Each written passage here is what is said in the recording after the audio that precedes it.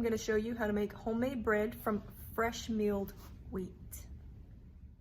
Because that when I home meal, I store sometimes my flour in the freezer. If you're doing anything that's going to require yeast, you're going to want to take it out in advance and let it come up to room temperature, because if it's cold, it's going to inhibit the yeast process. We're going to start with a whole cup of milk, a half a cup of water, and 2 tablespoons of butter or coconut oil, warmed to about 90 degrees. To that, you want to add 2 tablespoons of sugar. I'm going to just use wild raw honey because I have it and it's healthier. It's got a lot of good antibiotic properties to it. So it's good for just giving that bread just a little hint of sweetness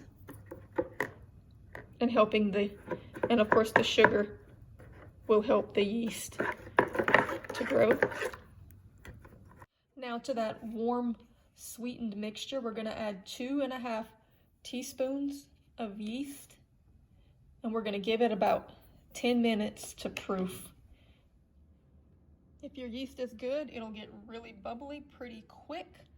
So at this point, we want to add our flour. We're going to put 4 cups of bread flour, or if you're home milling like I am, you can just use hard white wheat.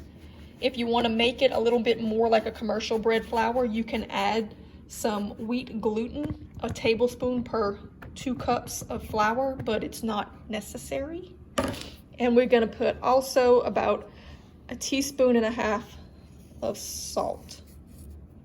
And that's all there is to it. At this point, we're going to mix it up really well and then knead it for about 10 minutes.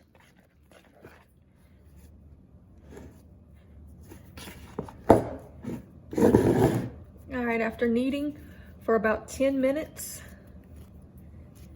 it should start to smoothen out and get pretty elastic, at which point we're going to move it to our bread pan, cover it, and let it sit in a warm place to rise until it's at least doubled in size. You should be able to let it rise for a good 1.5 hours, 2 hours. Or you can let it rise less, it just depends on what you want, but I like to let mine rise a good long time. You get a better grain out of it.